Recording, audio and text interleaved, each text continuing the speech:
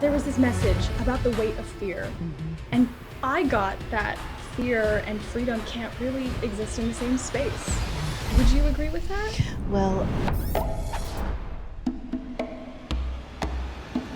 it was so gorgeous the way you commanded this role, and I thought it was amazing because we're watching her have this internal revolution, but there's this simultaneous aesthetic narrative developing of her becoming into this leader. Yeah. And I was wondering, what were the physical and visual ways you wanted to portray that? I wanted her to feel grounded. For me, it was about discovering how that rhythm over time would have changed, whether it became more certain, whether it became more steady. Cynthia and I talked about it a lot, and even on a script level, it was something that I was very conscious of wanting to bring her as a woman. I tried to use my training to make sure that I was prepared to keep her moving, but I wanted to also inform that agility with femininity. You got lucky, Harriet.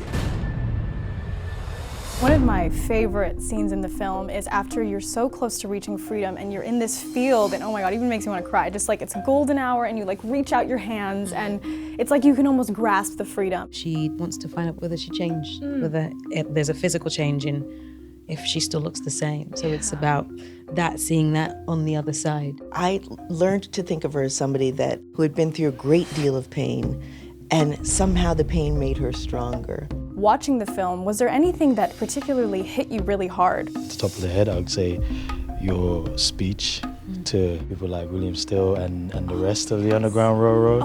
And just, so good. G-checking them and, you try to say like, yo, like that. I was like, yeah. That's what I'm talking about. I made it this far on my own, so don't you tell me what I can't do. There was this message about the weight of fear, and I got that fear and freedom can't really exist in the same space. Would you agree with that? Well, I was talking to Kate Lawson, who's one of the historians that we worked with, and she was saying, well, Harriet was afraid, but she was able to overcome that.